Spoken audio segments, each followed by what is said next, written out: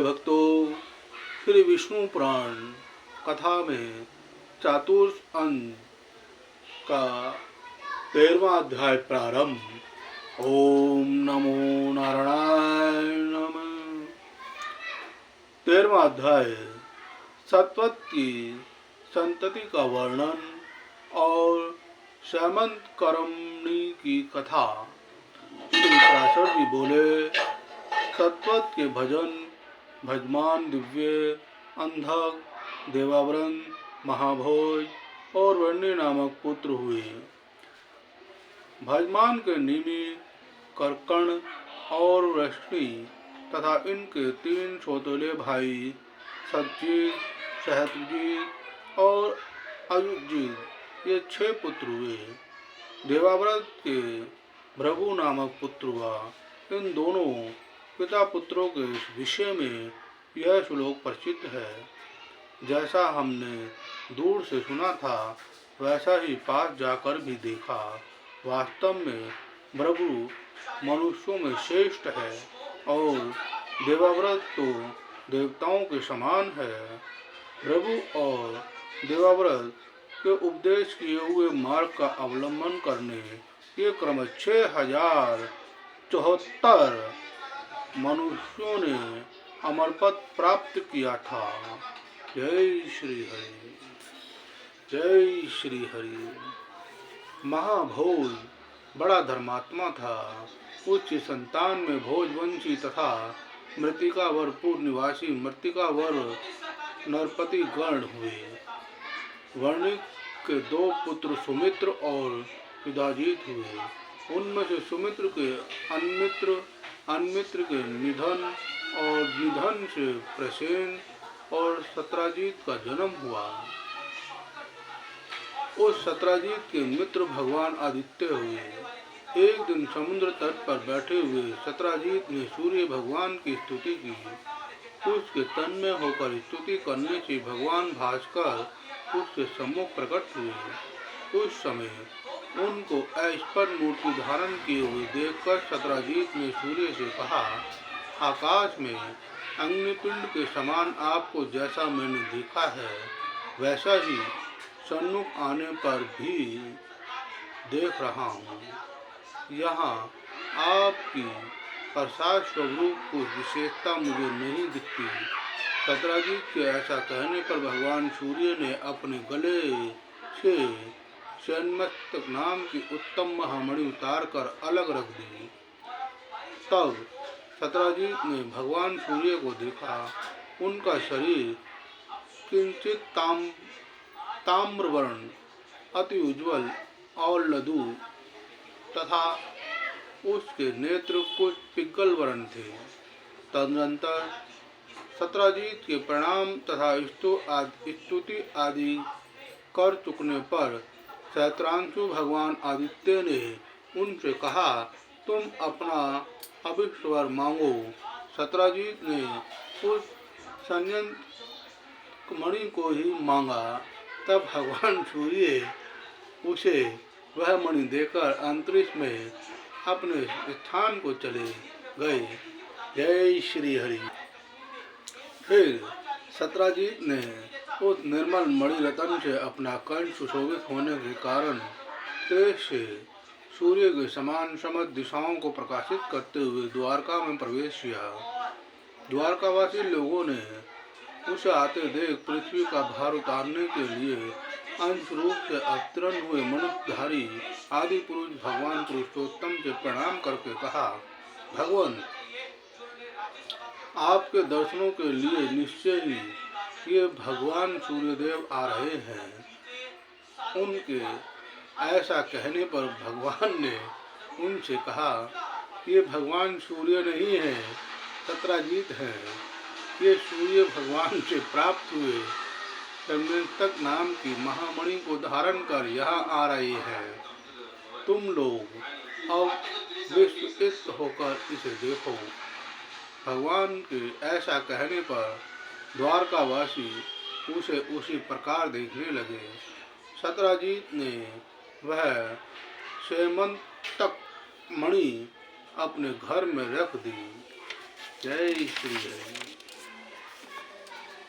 वह मणि प्रतिदिन 8 भार सोना देती थी।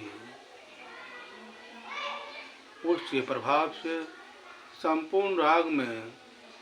संपूर्ण राष्ट्र में रोग, अनावृष्टि तथा सर्प, अग्नि, चोर या दुर्भिक्ष आदि का भय नहीं रहता था।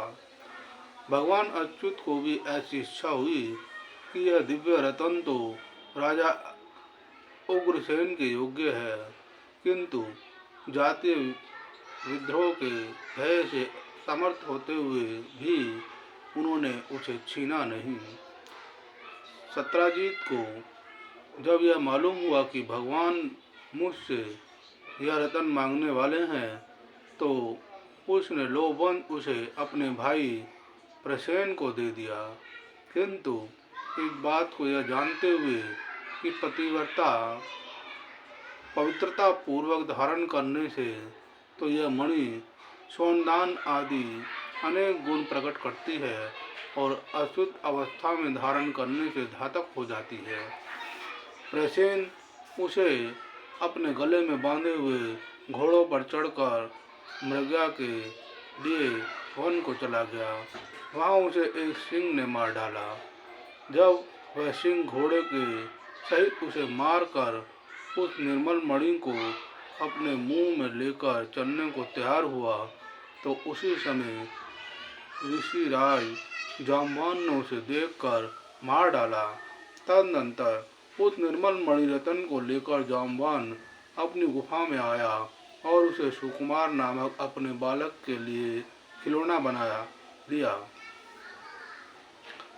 प्रसेन के न लौटने पर जब यादवों में आपस में यह कानाफूसी होने लगी, कृष्ण इस मणिरत्न को लेना चाहते थे, अवश्य ही इन्हीं ने उसे ले लिया है, निश्चय यह उन्हीं का काम है।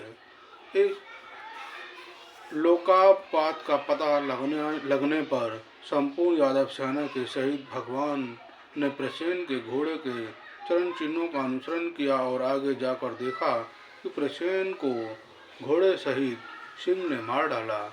फिर जब लोगों के बीच सिंह के चरण चिन्ह देख दिए जाने से अपनी सफाई हो जाने पर भगवान ने उन चिन्हों का अनुसरण किया और घोड़े और थोड़ी ही दूरी पर ऋषभराज द्वारा मारे हुए सिंह को देखा। किंतु उस रतन के महत्व के कारण उन्होंने जाम्बान के पश्चिमों का भी अनुसरण किया और संपूर्ण यादव सेना को पर्वत के तट पर छोड़कर ऋषिराज के चरणों का अनुसरण करते हुए स्वयं उनकी गुफा में घुस गए। भीतर जाने पर भगवान ने सुकुमार को बहलाती हुई धात्री की सी यह वाणी सुनी। सिंह ने प्रसेन को मारा और सिंह को जाम्बान ने, हे सुकुमार, तू रो मत, यह सेमंतक मणि तेरी ही है। यह सुनने से सेमंतक का पता लगने पर भगवान ने भीतर आकर देखा कि सुकुमार के लिए खिलौना बनी हुई सेमंतक मणि धात्री के हाथ पर अपने तेज से देदीप्यमान हो रही है। सेमंतक मणि की और अभिलाषापूर्ण दृष्टि से देखते हुए एक विलक्षण पुरुष को वहां आया देख धात्री क्राही क्राही करके चिल्लाने लगी। उस आर्तवाणी को सुनकर जाम्बान क्रोध पूर्वक हृदय से वहां आया। फिर परस्पर रोष बढ़ जाने से उन दोनों का 21 दिन तक घोर युद्ध हुआ। पर्वत के पास भगवान की प्रतीक्षा करने वाले यादव सैनिक 7-8 दिन तक उनके गुफा से बाहर आने की बाट देखते रहे, किंतु जब इतने दिनों तक वह उनमें से ना निकले तो उन्होंने समझा कि अवश्य ही श्री मधुसूदन इस गुफा में मारे गए, नहीं तो जीवित रहने पर शत्रु के जीतने में उन्हें इतने दिन क्यों लगते हैं। ऐसा निश्चय कर वे द्वारका में चले आए और वहां कह दिया कि श्री कृष्ण मारे गए। उनके बंधुओं ने यह सुनकर समय उचित संपूर्ण और दैहिक कर्म कर दिए। इधर अति श्रद्धापूर्वक दिए हुए विशिष्ट पात्रों सहित इनके अत्र और जल से युद्ध करते समय श्री कृष्णचंद्र के बल और प्राण की पुष्टि हो गई तथा अति महान पुरुष के द्वारा मर्दित होते हुए उनके अत्यंत निष्ठुर प्रहारों के आधार से पीड़ित शरीर वाले जाम्बान का बल निराहार रहने से क्षीण हो गया। अंत में भगवान से पराजित होकर जाम्बान ने उन्हें प्रणाम करके कहा, भगवान, आपको तो देवता, असुर, गंधर्व, यक्ष, राक्षस आदि कोई भी नहीं जीत सकते। तो पृथ्वी तल पर रहने वाले अल्पवीर्य मनुष्य अथवा मनुष्यों के अवयवभूत हम जैसे वित्यक योनिगत जीवों की तो बात ही क्या है। अवश्य ही आप हमारे प्रभु श्री रामचंद्र जी के समान सकल लोक प्रतिपालक भगवान नारायण के ही अंश प्रकट हुए हैं। जाम्बान के ऐसा कहने पर भगवान ने पृथ्वी का भार उतारने के लिए अपने अवतार लेने का संपूर्ण वृत्तांत उनसे कह दिया और उसे प्रीतिपूर्वक अपने हाथ से छूकर युद्ध के श्रम से रहित कर दिया। ओम नमो नारायणाय। तदनंतर जाम्बान ने पुनः प्रणाम करके उन्हें प्रसन्न किया और घर पर आए हुए भगवान के लिए अर्ध स्वरूप अपनी जाम्बती नाम की कन्या दे दी और उन्हें प्रणाम करके मणिरत्न समनेतक भी दे दिया। भगवान अच्युत ने भी उस अति विनिश्चय लेने योग्य न होने पर भी अपने कलंक शोधन के लिए वह मणि रतन ले लिया और जाम्बती के सहित द्वारका में आए। उस समय भगवान कृष्णचंद्र के आगमन से जिनके हर्ष का वेग अत्यंत बढ़ गया और उन द्वारका वासियों में से बहुत ढली हुई अवस्था वालों में भी उनके दर्शन के प्रभाव से तत्काल ही मानो नवयौवन का संचार हो गया तथा संपूर्ण यादवगण और उनकी स्त्रियां अहो भाग्य ऐसा कहकर उनका अभिवादन करने लगी। भगवान ने भी जो बात जैसे जैसे हुई थी वह जो यादव समाज में सुना दी और सजा चित्र को समयंत मणि देकर मिथ्या कलंक से छुटकारा पा लिया। फिर जाम्बती को अपने अंतपुर में पहुंचा दिया। सत्राजीत ने भी यह सोचकर कि मैंने ही कृष्णचंद्र को मिथ्या कलंक लगाया था, डरते डरते उन्हें पत्नी रूप से अपनी कन्या सत्यभामा विभा दी। उस कन्या को अक्रूर, कृतवर्मा और सद्धन्वा आदि यादवों ने पहले वरण किया था। अतः श्री कृष्णचंद्र के साथ उसे विवाह देने से उन्होंने अपना अपमान समझकर सत्राजीत से बैर बांध लिया। तदनंतर अक्रूर और कृतवर्मा आदि ने सद्धन्वा से कहा, यह सत्राजीत बड़ा ही दुष्ट है। देखो, इसने हमारे और आपके मांगने पर भी हम लोगों को कुछ भी ना समझकर अपनी कन्या कृष्णचंद्र को दे दी। अतः अब इसके जीवन का प्रयोजन ही क्या है। इसको मारकर आप समयंतक महामणि क्यों नहीं ले लेते। पीछे यदि अच्युत आपसे किसी प्रकार का विरोध करेंगे तो हम लोग भी आपका साथ देंगे। उनके ऐसा कहने पर सद्धन्वा ने कहा, बहुत अच्छा, ऐसा ही करेंगे। इसी समय पांडवों के लाक्षागृह में जलने पर यथार्थ बात को जानते हुए श्री भगवान कृष्णचंद्र दुर्योधन के प्रयत्न को शिथिल करने के उद्देश्य से कुलोचित कर्म करने के लिए वर्णावत नरवर को गए।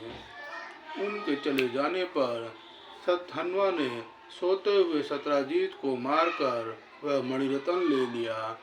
पिता के वध से क्रोधित हुए सत्यभामा तुरंत ही रथ पर चढ़कर वारणावत नगर में पहुंची और भगवान कृष्ण से बोली, भगवान पिताजी ने मुझे आपके कर कमलों में सौंप दिया। इस बात को सहन न कर सके कारण सतधनवा ने मेरे पिताजी को मार दिया और उस सेंतकमक नामक मणिरत्न को ले लिया है, जिसके प्रकाश से संपूर्ण त्रिलोकी भी अंधकार शून्य हो जाएगी। इसमें आप ही की हंसी है, इसलिए सब बातों का विचार करके जैसा उचित समझे करे। सत्यभामा के ऐसा कहने पर भगवान श्री कृष्ण ने मन ही मन प्रसन्न होकर भी उनसे क्रोध से आंखें लाल करके कहा, सत्य अवश्य इसमें मेरी ही हंसी है। उस दुरात्मा के इस कुकर्म को मैं सहन नहीं कर सकता, क्योंकि यदि ऊंचे वृक्ष का उल्लंघन न किया जा सके तो उस पर घोंसले बनाकर रहने वाले पक्षियों को नहीं भी मार दिया जाता, अर्थात बड़े आदमियों से पार न पाने में पर उनके आश्रितों को नहीं दबाना चाहिए। इसलिए अब तुम्हें हमारे सामने इन शोक प्रेरित वाक्यों के कहने की और आवश्यकता नहीं। तुम शोक छोड़ दो, मैं इसका भली प्रकार बदला चुका दूंगा। सत्यभामा से इस प्रकार कहे भगवान वासुदेव ने द्वारका में आकर श्री बलदेव जी से एकांत में कहा, वन में आखेट के लिए गए हुए प्रसेन को तो सिंह ने मार दिया था, अब सतधनवा ने सत्राजीत को भी मार दिया है। इस प्रकार उन दोनों के मारे जाने पर मणिरत्न सेमंतक पर हम दोनों का समान अधिकार होगा। इसलिए उठिए और रथ पर चढ़कर सतधनवा के मारने का प्रयत्न कीजिए। कृष्णचंद्र के ऐसा कहने पर बलदेव जी ने भी बहुत अच्छा कह उसे स्वीकार किया। कृष्ण और बलदेव को अपने वध के लिए उद्धत जान सतधनवा ने कृतवर्मा के पास जाकर सहायता के लिए प्रार्थना की। तब कृतवर्मा ने इससे कहा, मैं बलदेव और वासुदेव से विरोध करने में समर्थ नहीं हूँ।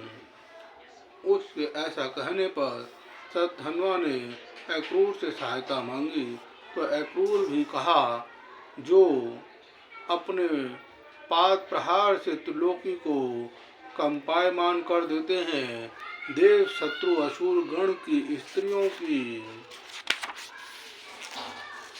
वेदान देते हैं तथा अति प्रबल शत्रु सेना से भी जिनका चक्र अप्रतिहत रहता है, उन चक्रधारी भगवान वासुदेव से तथा जो अपने उन्मद नयनों की चितवन से सबका दमन करने वाले और भयंकर शत्रु समूह रूप हाथियों को चीखने के लिए अखंड महिमाशाली प्रचंड हल धारण करने वाले हैं, उन श्री हलधर से युद्ध करने में तो निखिल लोग वंदनीय देवगण में भी कोई समर्थ नहीं है, फिर मेरी तो बात ही क्या है।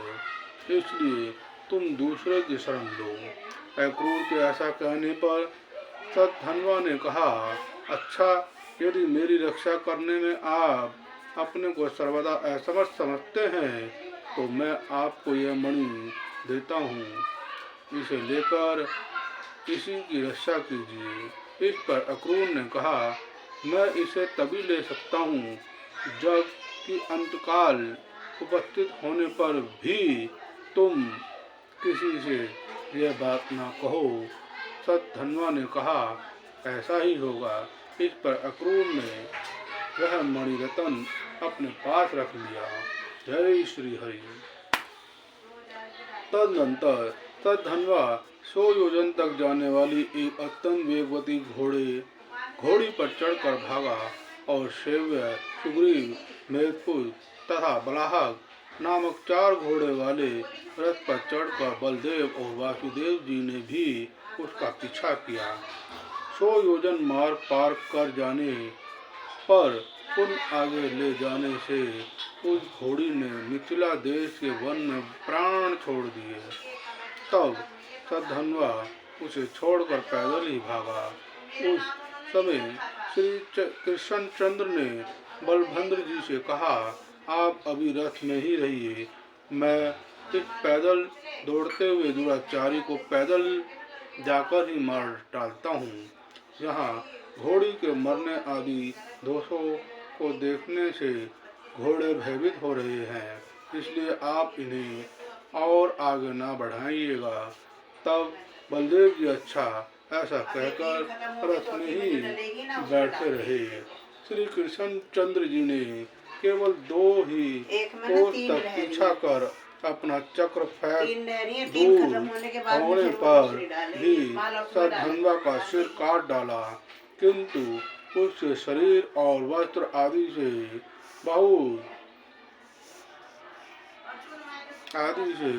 बहुत कुछ ढूंढने पर भी जब सेमंतक मणि को ना पाया तो बलभद्र जी ने पास जाकर उससे कहा, हमने सधन्वा को व्यर्थ ही मारा, क्योंकि उसके पास संपूर्ण संसार की सारभूत सेमंत मणि तो मिली ही नहीं। यह सुनकर बलदेव जी ने यह समझकर कि श्री कृष्णचंद्र उस मणि को छिपाने के लिए ही ऐसी बातें बना रहे हैं, क्रोधवान भगवान वासुदेव से कहा, तुमको धिक्कार है, तुम बड़े ही अर्थलोलुप हो गई। भाई होने के कारण ही मैं तुम्हें क्षमा किए देता हूँ। तुम्हारा मार्ग खुला हुआ है, तुम खुशी से जा सकते हो। अब मुझे तो द्वारका से, तुमसे अथवा और सब सगे संबंधियों से कोई काम नहीं, बस मेरे आगे इन थोथी शपथों का अब कोई प्रयोजन नहीं। इस प्रकार उनकी बात को काट कर बहुत कुछ मनाने पर भी वे न रुके और विदेहन नगर को चले गए। विदेहन नगर में पहुंचने पर राजा जनक उन्हें अर्घ्य देकर अपने घर ले आए और वे वहीं रहने लगे। इधर भगवान वासुदेव द्वारका में चले आए। जितने दिनों तक बलदेव जी राजा जनक के यहाँ रहे, उतने दिन तक धृतराष्ट्र का पुत्र दुर्योधन उनसे गदायुद्ध सीखता रहा।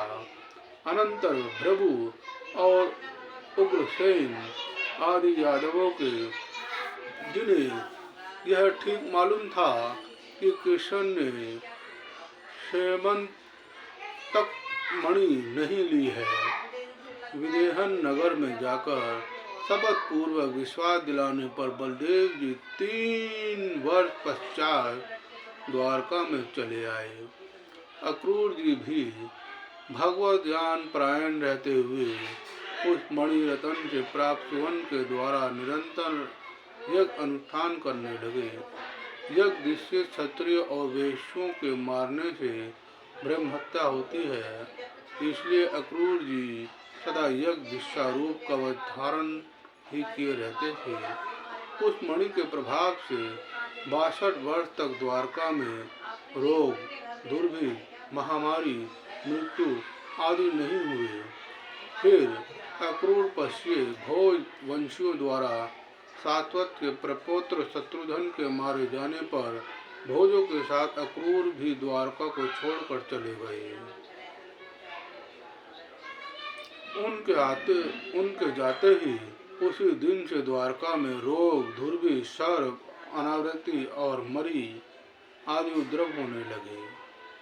तब गरुड़ध्वज भगवान कृष्ण, बलभद्र और उग्रसेन आदि यदुवंशियों के साथ मिलकर सलाह करने लगे। इसका क्या कारण है जो एक साथ ही इतने उपद्रवों का आगमन हुआ? इस पर विचार करना चाहिए। उनके ऐसा कहने पर अंधक नामक एक वृंद यादव ने कहा, अक्रूर के पिता फल जहाँ जहाँ रहते थे वहाँ दुर्भिक्ष, महामारी और अनावृत्ति आदि उपद्रव कभी नहीं होते थे। एक बार काशीराज के देश में अनावृत्ति वृष्टि हुई थी। तब फल को वहां ले जाते ही तत्काल वर्षा होने लगी। उस समय काशीराज की रानी के गर्भ से एक कन्या रतन थी। वह कन्या प्रसूति काल के समाप्त होने पर भी गर्भ से बाहर न आई। इस प्रकार उस गर्भ को प्रसव हुए बिना 12 वर्ष व्यतीत हो गए। तब काशीराज ने अपनी उस गर्भ स्थिता पुत्री से कहा, बेटी तू उत्पन्न क्यों नहीं होती?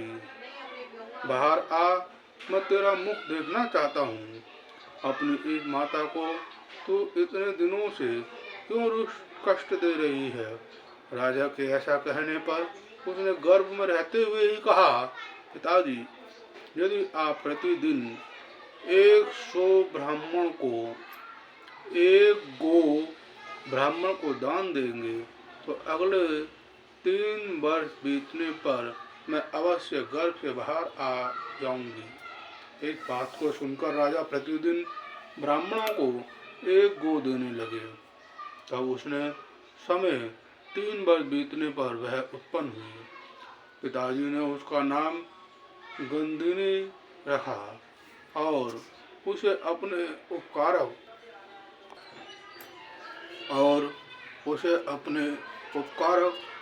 प्रफुल्ल को घर आने पर आदर रूप से उसी से प्रफुल्ल के द्वारा इन अक्रूर जी का जन्म हुआ है। इनकी ऐसी गुणवान माता पिता से उत्पत्ति है तो फिर उनके चले जाने से यहाँ दुर्भिक्ष और महामारी आदि उपद्रव क्यों न होंगे? अतः उनको यहाँ ले आना चाहिए। अति गुणवान के अपराध की अधिक जान पड़ताल करना ठीक नहीं है। यादव वृंद अंधक के ऐसा वचन सुनकर कृष्ण, उग्रसेन और बलभद्र आदि यादव प्रफुल्ल पुत्र अक्रूर के अपराध को भुलाकर उन्हें अवदान देकर अपने नगर में ले आए।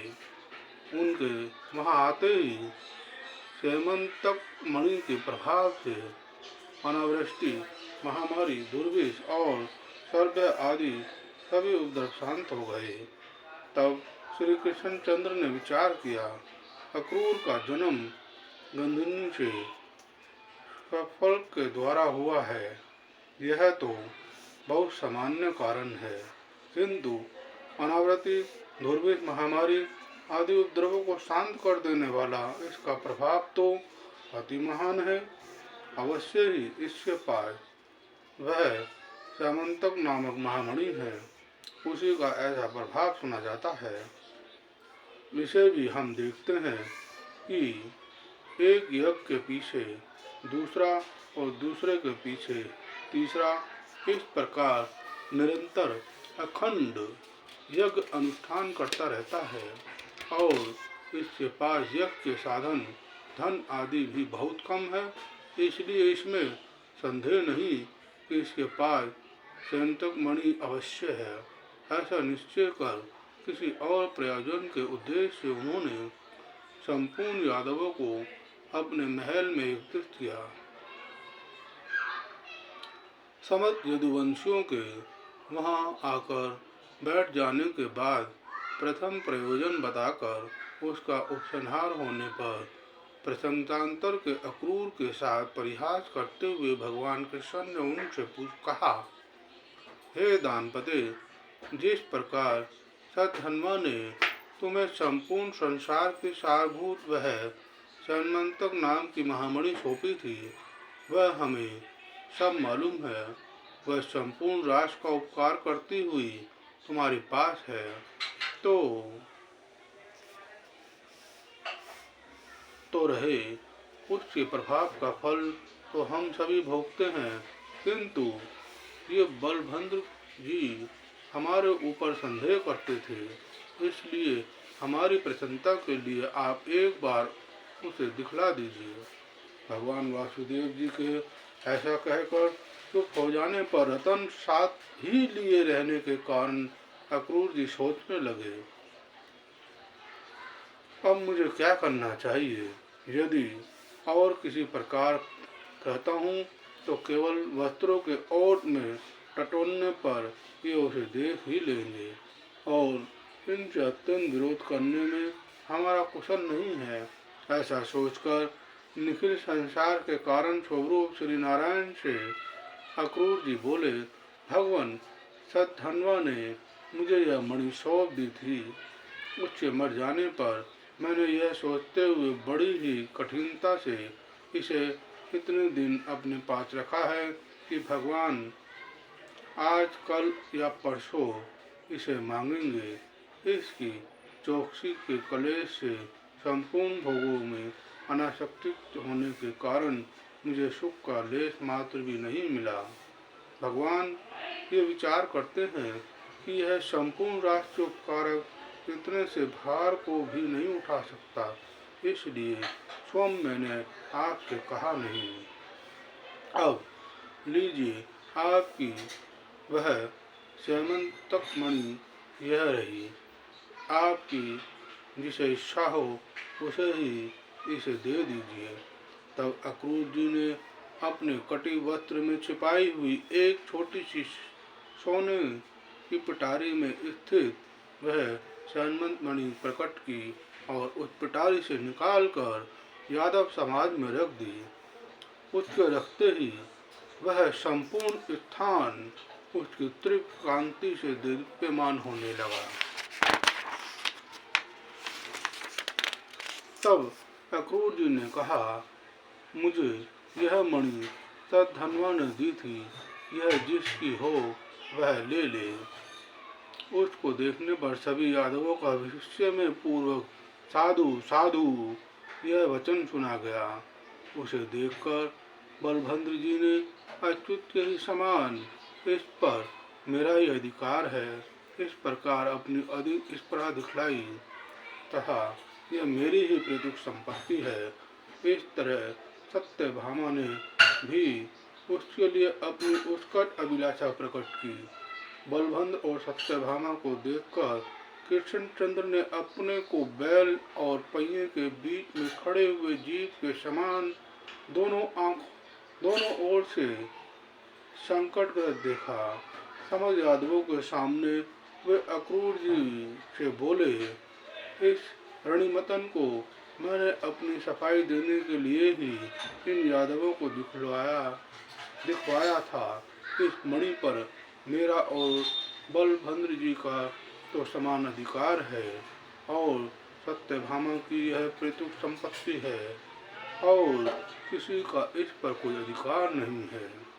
यह मणि सदा शुद्ध और ब्रह्मचर्य आदि गुणयुक्त रहकर धारण करने से संपूर्ण राष्ट्र का हित करती है और अशुद्ध अवस्था में धारण करने से अपने आश्रयदाता को भी मार डालती है। मेरे 16,000 स्त्रियां हैं, इसलिए मैं इसके धारण करने में समर्थ नहीं हूँ। इसलिए सत्यभामा भी इसको कैसे धारण कर सकती है। आर्य बलभद्र को भी इसके कारण से मदिरा पान आदि संपूर्ण भोगों को त्यागना पड़ेगा। इसलिए हे दानपते, ये यादवगण, बलभद्र जी, मैं और सत्यभामा सब मिलकर आपसे प्रार्थना करते हैं कि इसे धारण करने में आप ही समर्थ हैं। आपके धारण करने से ये संपूर्ण राष्ट्र हित करेगी, इसलिए संपूर्ण राष्ट्र के मंगल के लिए आप ही इसे पूर्वत धारण कीजिए। इस विषय में आप और कुछ भी ना कहें। भगवान के ऐसा कहने पर दानपति अक्रूर ने जो आज्ञा कहे वह महारथन ले लिया। तब से अक्रूर जी सबके सामने उस अति दीप्यमान मणि को गले में धारण कर सूर्य के समान किरण ज्वाल से युक्त होकर विचरने लगे। भगवान के मिथ्या कलंक शोधन रूप इस प्रसंग का जो कोई सुमरन करेगा उसे कभी थोड़ा सा भी मिथ्या कलंक ना लगेगा। उसकी समस्त स्त्रियां समर्थ रहेंगी तथा वह समस्त पापों से मुक्त हो जाएगा। ओम नमो नारायणाय नमः। तो भक्तों 13वां अध्याय संपन्न हुआ। जय श्री हरि।